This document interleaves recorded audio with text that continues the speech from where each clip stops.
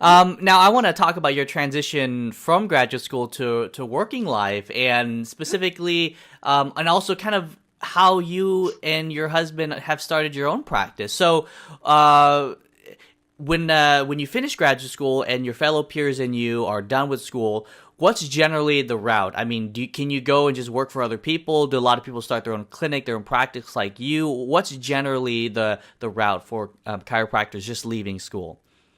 I would say it depends on what school you went to and who your professors were in their experience because our professors, I can say 98% of our professors were chiropractors as well. So due to their personal experience, it depends on what they've experienced and that's Hmm. what they will tell us or teach us. But I would say you could say a third of the classes or the students open up their own. Hmm. A third actually become independent contractors where Okay. they rent space from another chiro and then they kind of start their own, but then they kind of have that already established chiro be the cushion. And Right. then another one would be just to be an associate where you work for a chiro. Very interesting. Because you won't. Will chiropractors go and get employed by like big hospitals or anything like that? Is that common? That's not common yet, but I think it's slowly getting there because now I hear colleagues who are slowly getting into hospitals. Hmm. Okay, that's interesting. Mhm. Now, for you, we know that you're running your own clinic now. Is that something you did right after you graduated? Did you transition to that, or what happened when you graduated? I actually transitioned because once I graduated, I worked for someone, Okay. and then after working with them, um, I felt like it was better to just work for myself. And what is that process like to start your own clinic? I mean, because not only are you practicing and serving people, but you have to run a business, right? Yes. And that's a whole nother set of requirements there. So, what was that like? Starting your own practice. I felt as though we should have been more Uh prepared, huh. especially through school, Hmm. but I think the schools are getting a little bit better at that. It was actually quite difficult, not Mm. difficult, but it wasn't an easy process.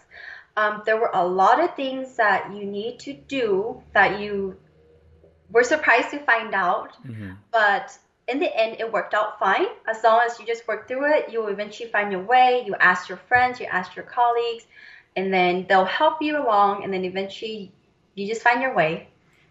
Did you have to have a lot of startup capital or money, or did you have to take any loans out? I didn't take out any loans, but yes, you should definitely save.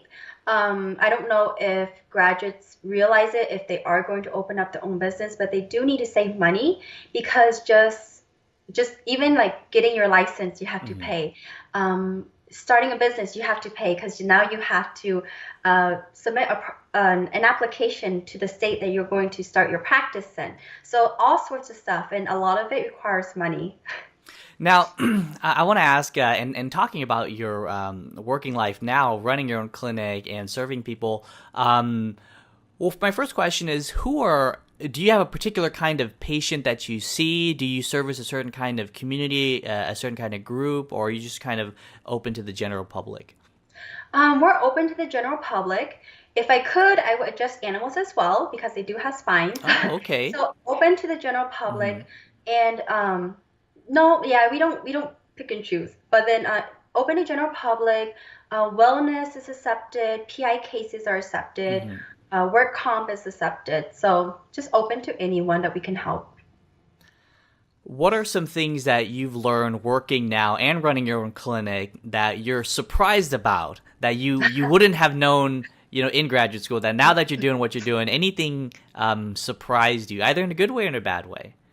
Um, I found that it's like our professors told us, Hmm. it's very hard to, you're like a teacher because your patients are like your students, so you have to teach them to take care of themselves. And I Hmm. feel like that it's a little bit more difficult because if you're working, you can say depending on the age difference or the age of the patient, some patients will not take what you say, Mm. but they do understand the benefits, but they don't know how to help themselves.